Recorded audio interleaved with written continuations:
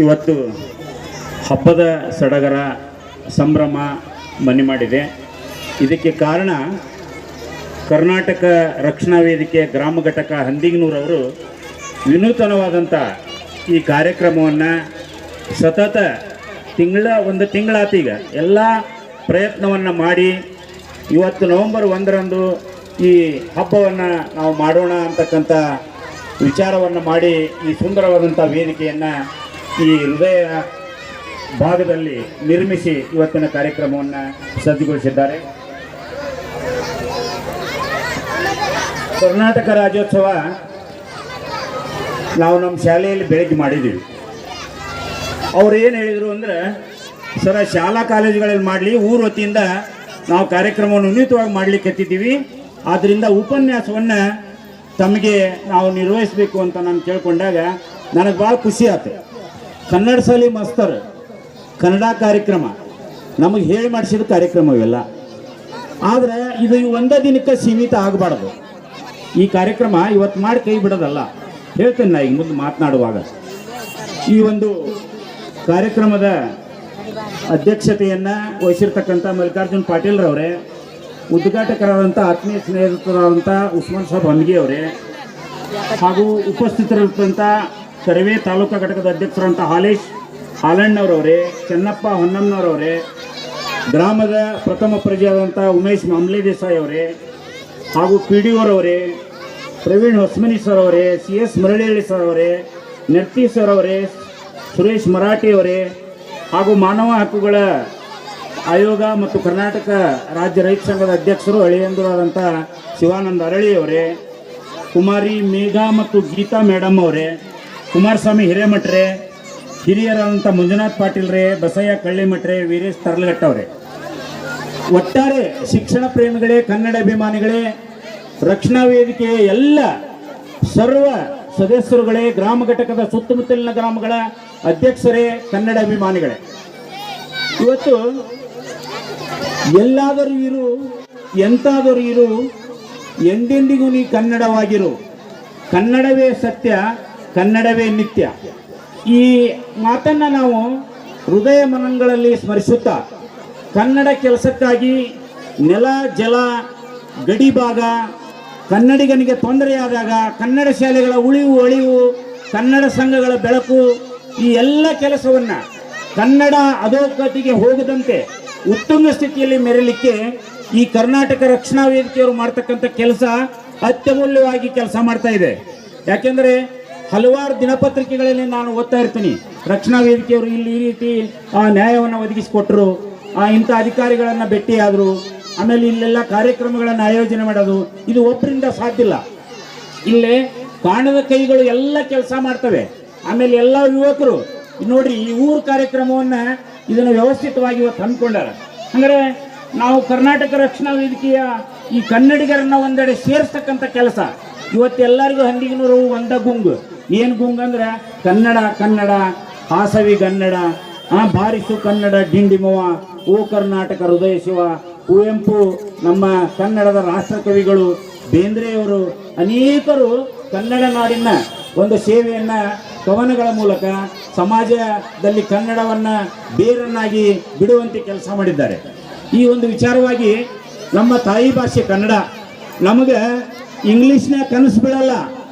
English ಕಲಿತೀವಿ ನಾವು, ಕನಸು ಇಂಗ್ಲೀಷ್ನ ಬೀಳಲ್ಲ, ನಮಗೆ ಕನ್ನಡದಾಗ ಬೀಳ್ತಾವೆ. ಇಂಗ್ಲೀಷ್ ಪಂಡಿತನಿಗೆ ಇಂಗ್ಲೀಷ್ನ ಕನಸು ಬೀಳಲ್ಲ, ಹಿಂದಿ ಪಂಡಿತನಿಗೆ ಹಿಂದಿಯ ಕನಸು ಬೀಳಲ್ಲ. ಅಂದರೆ ಕನ್ನಡ ಅಂದರೆ ಮಾತೃಭಾಷೆ, ತಾಯಿ ಭಾಷೆ, ಮಾತೃಭಾಷೆ. ಇದು ನಮ್ಮ ತಾಯಿ ನಮಗೆ ಕಲಿಸಿರ್ತಕ್ಕಂಥ ಕನ್ನಡ.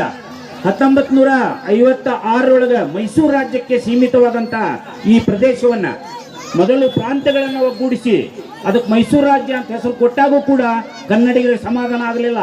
ಹಂಗಾರೆ ಕನ್ನಡಿಗರು ಚದುರು ಹೋಗ್ಯಾರ.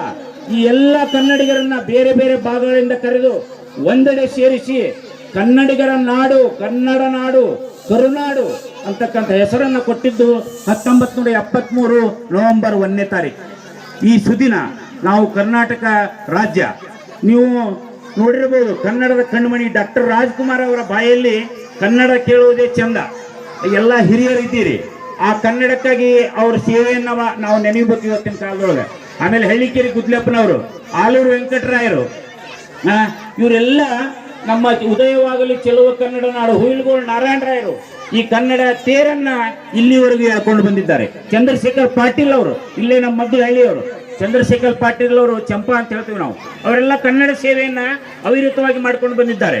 ಈ ಸೇವೆಯನ್ನ ಕರ್ನಾಟಕ ರಕ್ಷಣಾ ವೇದಿಕೆಯವರು ಮುಂದುವರ್ಸ್ಯಾರ. ಇದು ಕಾರ್ಯಕ್ರಮ ನಮ್ಮ ತಾಯಿಯ ಕಾರ್ಯಕ್ರಮ, ನಮ್ಮ ಮಾತೃಭಾಷೆ ಅಂದ್ರೆ ನಮ್ಮ ಭಾಷೆ ಇದು.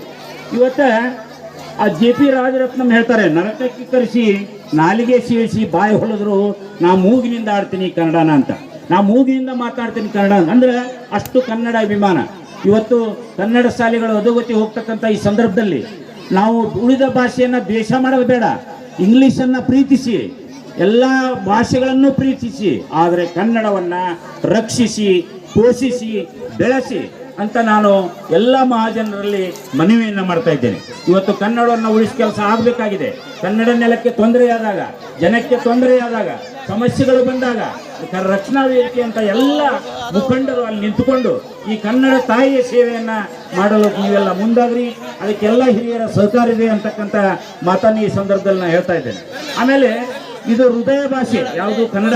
ಕನ್ನಡ ಚಳವಳಿಯ ಆ ವಾಟಾಳ್ ನಾಗರಾಜ್ ಅವರು ಅನೇಕ ಕನ್ನಡ ಚಳವಳಿಗಳನ್ನು ಮಾಡ್ತಾರೆ. ಅನೇಕ ವಿದ್ವಾಂಸರು ಆ ಗಡಿ ಭಾಗ ಬೆಳಗಾವಿ ಬಗ್ಗೆ ವಿಚಾರ ಬಂದಾಗ ನಮ್ಮ ಕನ್ನಡ ಶಾಲೆಗಳು ಗಡಿ ಭಾಗಗಳಲ್ಲಿ ಸುಮಾರು 10,000 ಕನ್ನಡ ಶಾಲೆಗಳನ್ನ ಸರ್ಕಾರ ಇಂದು ತೆರೆದಿದೆ. ಅಂದ್ರೆ ಯಾಕೆ ನಾವು ಕನ್ನಡ ಉಳಿಸ್ಬೇಕು ಅಂದ್ರೆ ಬಹಳ ಜನ ಹೋರಾಟ ಮಾಡಿ ಕೊಟ್ಟಂತ ಈ ಬದುಕು, ಈ ಸುಂದರ ಕ್ಷಣ, ಈ ಕನ್ನಡಾಂಬೆಯ ಸೇವೆಯನ್ನ ಮಾಡಲಿಕ್ಕೆ ಇಂಥ ವೇದಿಕೆಯವರು ಕೆಲಸ ಮಾಡ್ತಿದ್ದಾರೆ. ಆಮೇಲೆ ನೀವು ನಿಮ್ಮ ಸಣ್ಣ ಸಣ್ಣ ಕಾರ್ಯಕ್ರಮಗಳು ಹೀಗೆ ಮುಂದೆ ಬೆಳೀಲಿ.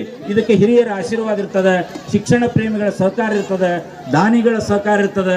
ತಾವೆಲ್ಲ ಬರಿಗೈಯಿಂದ ಕಟ್ಟಿರ್ತಕ್ಕಂಥ ಸಂಘ ಇದು. ನೀವೆಲ್ಲ ನಿಮ್ಮ ಅಧ್ಯಕ್ಷರು ಇಲ್ಲೂ ರಾಜ್ಯಾಧ್ಯಕ್ಷರು ಇರ್ತಾರೆ, ಜಿಲ್ಲಾಧ್ಯಕ್ಷರು ಇರ್ತಾರೆ, ತಾಲೂಕು ಅಧ್ಯಕ್ಷರು ಇರ್ತಾರೆ. ಆದರೆ ತಳಮಟ್ಟದಲ್ಲಿ ಕೆಲಸ ಮಾಡ್ತಕ್ಕಂಥ ಸದಸ್ಯರೇನಿದ್ದೀರಿ, ನಾ ಎಲ್ಲರ ಹೆಸರು ತಗೊಳ್ಳೋದಿಲ್ಲ. ನೀವೆಲ್ಲ ವೀರಪುತ್ರರು, ಕನ್ನಡಾಂಬೆಯ ಸೇವೆಯನ್ನು ಮಾಡ್ತಕ್ಕಂಥ ಆ ಧೀರರು. ಹೀಗಾಗಿ ಕನ್ನಡ ಕೆಲಸ ಬಂದಾಗ ಕನ್ನಡಕ್ಕಾಗಿ ಕೈ ಎತ್ತುವಂತಕ್ಕಂಥ ಮಾತನ್ನ ಈ ಸಂದರ್ಭದಲ್ಲಿ ಹೇಳ್ತೇನೆ ನಾನು. ಇನ್ನು ಇವತ್ತು ನಮ್ಮ ತಾಯಿ ಭಾಷೆ ಅಂದಾಗ ನೋಡ್ರಿ, ನಮ್ಮ ತಾಯಿ ಬಹಳಷ್ಟು ಕಲಿತು ಅಕ್ಷರಸ್ಥಳಲ್ಲ, ನಮ್ಮ ಅಜ್ಜಿ ಅಕ್ಷರಸ್ಥಳಲ್ಲ.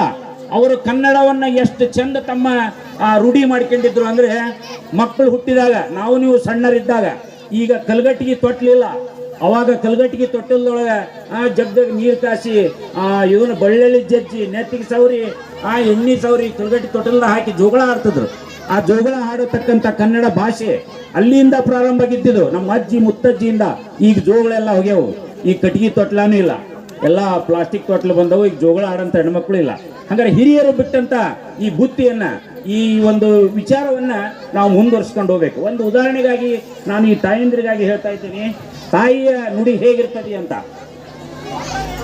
ಆಡಿ ಬಾಯನ ಕಂದ ಅಂಗಾಲ ತೊಳೆದೇನ, ಆಡಿ ಬಾಯನ ಕಂದ ಅಂಗಾಲ ತೊಳೆದೇನ, ತೆಂಗಿನ ಕಾಯ ತಿಳಿನೀರ, ತೆಂಗಿನ ಕಾಯ ತಿಳಿನೀರ ತಕ್ಕೊಂಡು ಬಂಗಾರ ಮೋರಿ ತೊಳೆದೇನ, ಜೋ ಜೋ ಲಾಲಿ, ಜೋ ಜೋ ಜೋ ಜೋ ಜೋ ಜೋ.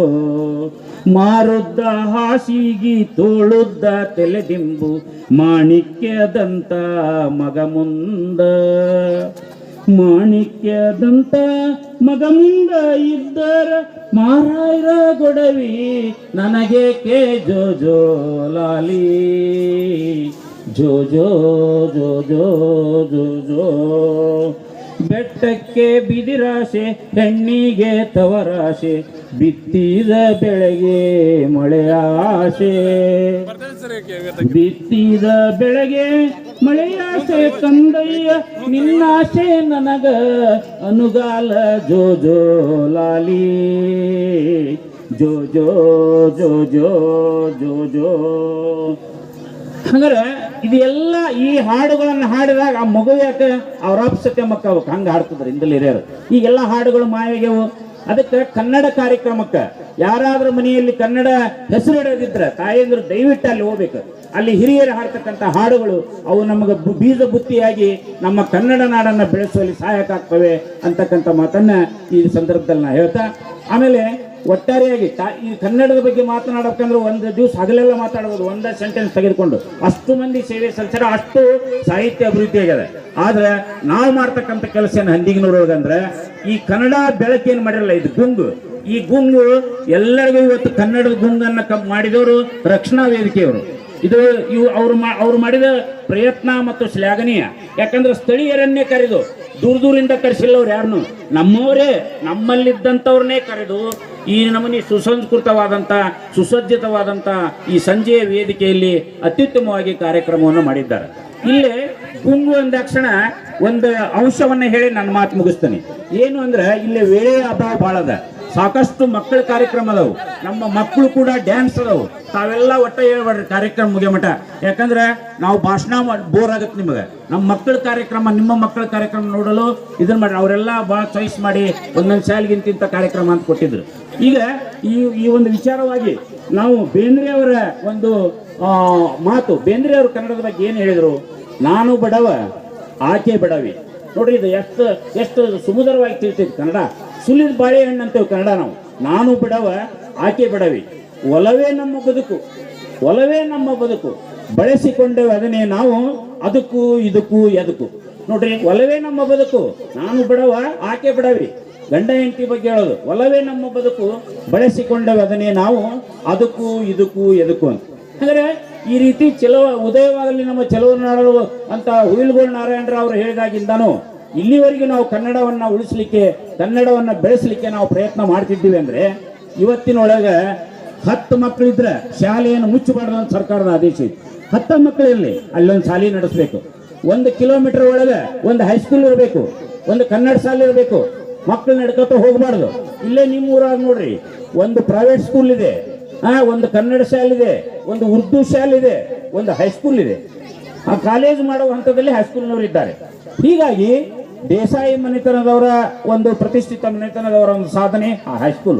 ಸರ್ಕಾರದ ಯೋಜನೆಗಳದವು, ಗ್ರಾಮ ಪಂಚಾಯತಿ ಅದ, ಪ್ರಾಥಮಿಕ ಆರೋಗ್ಯ ಕೇಂದ್ರ ಅದ. ಹಾಗಾದ್ರೆ ಎಲ್ಲಲ್ಲಿಯೂ ಕೂಡ ಕಚೇರಿಗಳಲ್ಲಿಯೂ ಕೂಡ ಕನ್ನಡ ಬಳಕೆ ಆಗ್ಬೇಕು. ಒಬ್ಬ ಹೆಣ್ಮಗಳು ಬ್ಯಾಂಕಿಗೆ ಹೋದ್ರೆ ಇಂಗ್ಲಿಷ್ ಫಾರ್ಮ್ ತುಂಬಲಿಕ್ಕೆ ಬರೋದಿಲ್ಲ, ಕನ್ನಡದಲ್ಲಿ ಬರೆದ್ರೆ ಅವು ಬ್ಯಾಂಕಿನ ಕೆಲಸ ಆಗಬೇಕು. ಹೀಗಾಗಿ ಕನ್ನಡವೇ ಸತ್ಯ, ಕನ್ನಡವೇ ನಿತ್ಯ, ಸಿರಿಗನ್ನಡಂ ಗೆಲ್ಲಿಗೆ ಅಂತ ನಾವು ಹೇಳ್ತೀವಿ. ಆದ್ದರಿಂದ ಈ ಸಂದರ್ಭದಲ್ಲಿ ಕುವೆಂಪುರವರನ್ನ, ಬೇಂದ್ರೆ ಅವರನ್ನ, ಅತ್ಯಂತ ಡಾಕ್ಟರ್ ರಾಜ್ಕುಮಾರ್ ಅವರನ್ನ, ಚಂದ್ರಶೇಖರ್ ಪಾಟೀಲ್ ಅವ್ರನ್ನ, ಪಾಟೀಲ್ ಪುಟ್ಟಪ್ಪನಂತವ್ರನ್ನ, ಕನ್ನಡ ಕಾವಲು ಸಮಿತಿಯ ಎಲ್ಲ ಸದಸ್ಯರನ್ನ, ಅದೇ ರೀತಿ ನಮ್ಮ ಹಂದಿಗನೂರು ಗ್ರಾಮ ಘಟಕದ ರಕ್ಷಣಾ ವೇದಿಕೆ ಎಲ್ಲ ಕಾರ್ಯಕರ್ತರನ್ನ ಗೌರವಿಸುತ್ತಾ, ಇನ್ನೂ ಅನೇಕ ಕಾರ್ಯಕ್ರಮಗಳು ಇರೋದ್ರಿಂದ ವೇಳೆಯ ಅಭಾವದಿಂದ ಮಾತನಾಡಲು, ನನಗೆ ಉಪನ್ಯಾಸ ಮಾಡಲು ಅನುಕೂಲ ಮಾಡಿಕೊಟ್ಟಂತ ಎಲ್ಲ ಸಭಿಕರಿಗೆ, ಅಧ್ಯಕ್ಷರಿಗೆ ವಂದಿಸಿ ನನ್ನ ಉಪನ್ಯಾಸಕ್ಕೆ ಪೂರ್ಣ ಮಾಡುತ್ತೇನೆ. ಜೈ ಹಿಂದ್, ಜೈ ಕರ್ನಾಟಕ.